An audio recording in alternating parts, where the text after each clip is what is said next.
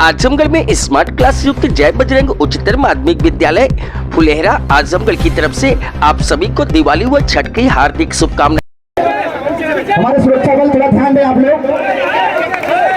किसान एकता जिंदाबाद। आजमगढ़ में एयरपोर्ट विस्तारीकरण में जमीन और मकान बचाने के लिए आंदोलनरत किसानों को लड़ाई जीतने का मंत्र देने पहुंचे किसान नेता राकेश टिकैत। राकेश टिकैत ने कहा कि अगर किसान अपनी जमीन नहीं बेचना चाहते हैं तो कोई उनकी जमीन जबरदस्ती नहीं ले पाएगा। किसानों को इसके लिए एकजुटता दिखानी होगी। उन्होंने कहा कि यह आंदोलन तभी खड़ा होगा जब लोग अपनी जमीन का अधिग्रहण नहीं करने देंगे। उन्होंने पश्चिम बंगाल के नंदीग्राम में टाटा फैक्ट्री और राजस्थान के जालौर में अडानी के रिफाइनरी प्लांट का उदाहरण भी दिया। कहा कि विरोध के चलते लोगों को लौटना पड़ा। राकेश टिकैत ने कहा कि आजमगढ़ में मंदरी में जो वर्तमान हवाई पट्टी है उसी से सरकार काम चलाए। विस्तारीकरण के नाम पर जबरदस्ती किसानों की हरी भरी खेती वाली जमीनों को नहीं लेना चाहिए। किसान कहां जाएंगे? राकेश टिकैत ने सवाल किया। मुआवजे के लालच के चक्कर में नहीं पड़ना चाहिए, क्योंकि अगर ऐसा होगा तो फिर आंदोलन नहीं खड़ा हो पाएगा। खुद के बारे में राकेश टिकैत ने कहा कि वो आंदोलन में तभी साथ देंगे जब कोई किसान एक भी जमीन नहीं बेचेगा। इसके बाद देखते हैं कि सरकार कैसे जमीन लेती है। उन्होंने विपक्षी दलों के नेताओं को भी आह्वान किया कि उनको किसानों के साथ लगातार खड़ा रहना चाहिए। यहाँ पे आज आए हैं जो मदरी एयरपोर्ट के नाम से जो सर्वे हो रहा है, इसकी जानकारी तो काफ़ी दिन से थी। यहाँ के लोग लगे हुए भी हैं। जो जमीन अधिग्रहण का प्रशासन यहाँ पे एक मसौदा तैयार कर रहा है। अगर किसान अपनी ज़मीन नहीं देना चाहता तो यहाँ पे एयरपोर्ट की कोई ज़रूरत नहीं है। जो हवाई पट्टी बनी उसी से ही अपना काम चलाए। ज़बरदस्ती किसानों की ज़मीन नहीं जाएगी। उसके लिए यहाँ के सब लोग तैयार हैं और यहाँ के गांव वालों से भी, उनसे भी बातचीत भी हम करेंगे, लेकिन ज़बरदस्ती किसानों की ज़मीन नहीं जाएगी। विपक्ष कह रहा है कि विपक्ष के लोग किसानों को अपने मन बरला लिए हैं और इसलिए यहाँ का विकास नहीं चाहते। देखो, विपक्ष वाले तो ये बात करेंगे, जो सत्ता वाले हैं इस तरह की बात ये करेंगे कि किसानों की ज़मीन चल जाएगी, यहाँ का विकास होगा। विकास वो दूसरी जगह करवा ले कहीं। ये किसान कहाँ जाएंगे, क्या इनका होगा, क्योंकि पीढ़ी दर पीढ़ी लोग यहाँ पे रहते हुए आ रहे। लेकिन किसान बच के रहें। सबसे पहले जो बंजर ज़मीन होगी वो उसके अपने पक्ष में करेंगे। जिसके पास में राशन होगा, राशन वाले की ज़मीन लेंगे।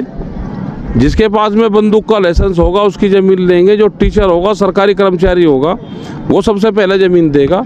उन सब लोगों का ध्यान रखकर प्रधान ज़मीन देगा। ये इस तरह की ज़मीन इकट्ठी करेंगे और एक माहौल ख़राब करने की बात जरूर करेंगे। ये उसको सरकार नहीं मान रही, प्रशासन नहीं मान रहा। उसका एक इन्होंने मॉडल एक्ट बना दिया और मॉडल एक्ट में पूरी पावर डीसी को दे दी, डीएम को। ये उसका इस्तेमाल यहाँ पे कर रहे हैं और हमारा पूरा विरोध इसका रहेगा। जहाँ पे भी अगर ज़मीन या अधिग्रहण करेंगे, अगर वहाँ के लोकल के लोग नहीं चाह रहे तो हम पूर्ण रूप से किसानों के साथ में। सर, फाइनली नोटिफिकेशन जारी नहीं कर रही है, पीटा जा रहा है किसानों को, पीटा जा रहा है। देखो, आंदोलन तो करना पड़ेगा। ये जैसे कलकत्ता में जो फैक्ट्री आई थी, जो नैनो कार आई थी टाटा की, वो नंदीग्राम में, वो वहाँ पे स्ट्रक्चर भी खड़ा होगा था और फिर भी उसको छोड़ कर जाना पड़ा था।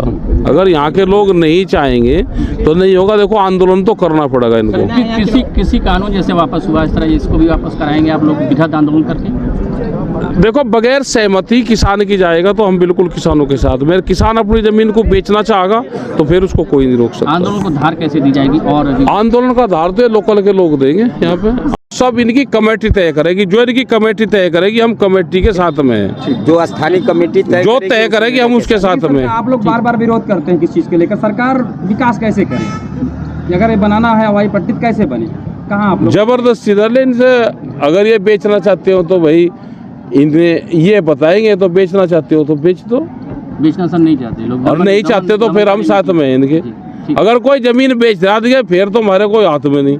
ठीक है सर। और ना कोई बेचना चाहता हो जबरदस्ती, उसकी बिकेगी नहीं। वहाँ पे एक डिस्ट्रिक्ट है जालौर, राजस्थान में।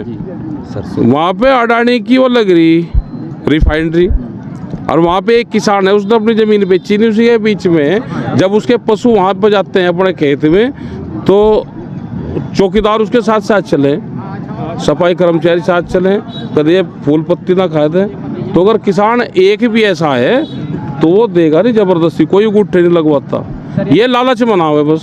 सर उत्तर प्रदेश सरकार बाबा रामदेव को बहुत सारे कई है, कितनी जमीनें लेंगे अभी तक ये स्पष्ट नहीं कर पाई। यहाँ का स्थानीय प्रशासन डबल क्रॉस कर वो धीरे धीरे कुछ लोगों की ज़मीन खरीदते चले जाएंगे और इसको फिर वो बढ़ाते चले जाएंगे। ये करेंगे, किसान अपनी ज़मीन ना बेचे, बस ये तय कर ले। क्योंकि अगर किसान अपनी ज़मीन बेचेगा तो फिर कोई कुछ नहीं कर सकता। ज़मीन ना बेचे, कोई भी किसान ज़मीन ना बेचे, उनके लालच में मत आवे। प्रशासन ने किसी का सर्वे नहीं किया, कह रहे 70% हमारे किसान हमारे साथ हैं, जबकि वो तो झूठ देखो, झूठ बोलने का काम प्रशासन करता है, उसके बहकावे में ना आए। तो योगी सरकार को क्या संदेश रहेगा यहाँ से? संदेश हमारा ये है कि ज़बरदस्ती तो होगी नहीं, ज़बरदस्ती होगी तो हम आएंगे। और ये हवाई पट्टियों के नाम पे, जैसे लखनऊ में इन्होंने करा, जहाँ जहाँ पे भी हवाई पट्टी है, ये वहाँ की ज़मीन, उसके आसपास की ज़मीन ये छीनने का काम कर रहे हैं। लोग इनके बहकावे में मत आवे। प्रशासन कह रहा है कि अंतर्राज्यीय हवाई अड्डा बन जाने से क्षेत्रीय लोगों का विकास होगा, क्या कहें? कुछ नहीं होता, विकास जिसका होगा उसका होगा, ये तो बर्बाद हो गए।